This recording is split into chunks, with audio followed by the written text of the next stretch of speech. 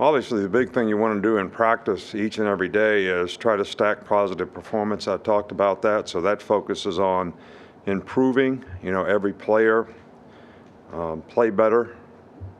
And the way you do that to me is you got to own up to your actions and decisions because, that's how you learn how to correct, every mistake, every bad decision that you make. And then you accumulate lessons learned, and those lessons learned help you perform, better every day, execute, do your job better, develop more confidence, and so you're always playing better tomorrow, and that's what we've tried to focus on this week. This is a little bit of a difficult preparation. It's a little different, kind of offense than what we've been seeing, and our players really got to stay focused to be able to do it the right way, and we're continuing to try to create the kind of balance we want on offense to be explosive offensive team. Okay, with that, we'll start with Chase, or not Chase. Do you have one? Charles. Yeah, Coach, I just want to ask you about Amari Cooper. Just what kind of progress have you seen from him for him to get some first-team reps last week? Yeah, well, he's a guy that we're trying to use more and more. The learning curve is always the issue with young players, and being able to learn lessons and stack positive performance and be confident in more and more things that you can do. But definitely a guy that we think can be a weapon for us on offense, and he made a couple good plays in the last game, and hopefully we can build on that. I know last week on the radio show you talked about having hateful competitors on the team in the past. Who are some of the guys you were talking about, and have they been able to speak with this team and to inspire them with that? Well, we have some guys that I think do a really, really good job of creating a good example for how they practice, how they play, the mindset that they have, the mental toughness that they have. I'm not going to start mentioning names, but I do think those guys impact other people on the team, and I think it's important to have that if that's attitudes are contagious. So when you got guys on the team that do that, I think that can become contagious as well. So when you got, negative people on your team, that can be contagious. I don't see a lot of that on this team. So I see guys, trying to do things the right way. We just got to do a better job of executing. You mentioned at the top that Vanderbilt's offense is a little different than what you've seen. What are a couple of the wrinkles that make it unique? Well, I'll talk about their offense. I'm not talking about what we're going to do. You want me to tell you what we're going to do so they know? I mean, I can just call their coaches and dial it up for you. But, there's elements of, option football in what they do. And, that's not something that we see all the time.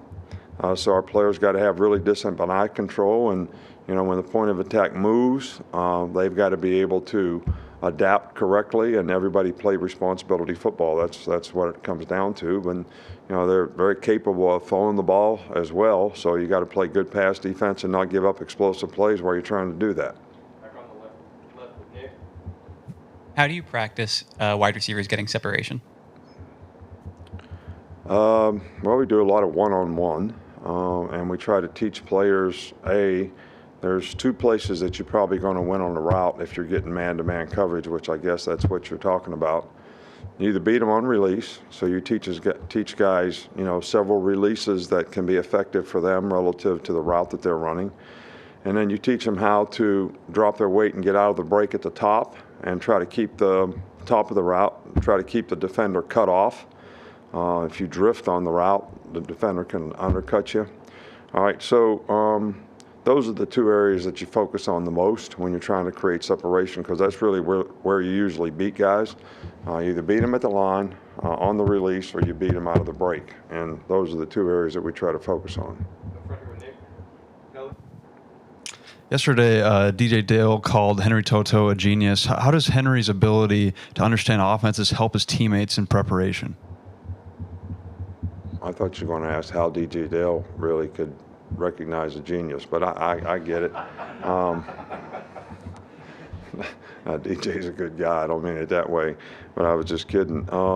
Henry's just a really instinctive, smart football player, but he does a really good job of preparing for games, and I think Pete does a really good job with the linebackers understanding, how they fit relative to, whatever the call is.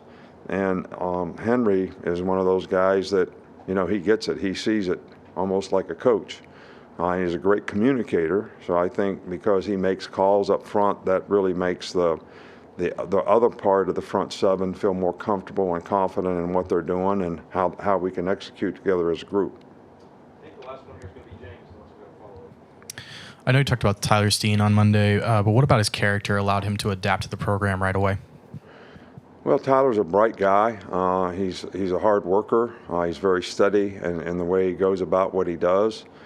He's a good person, never has any issues or problems. I think he's really focused on, trying to be a good player.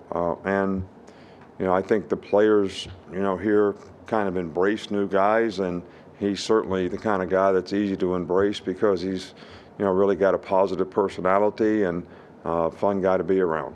You have one more here to finish up with Tony. Do you have an update on Aaron Anderson's status with his knee? We saw him kind of go through warm-ups before the game last week. I really was hopeful that we could get through one deal without having an injury update. The guy's practicing. He's making progress. I don't know when he's going to be ready to play. I mean, that's a medical decision.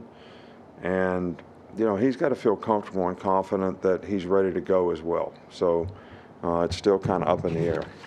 It's day to day. Thank you.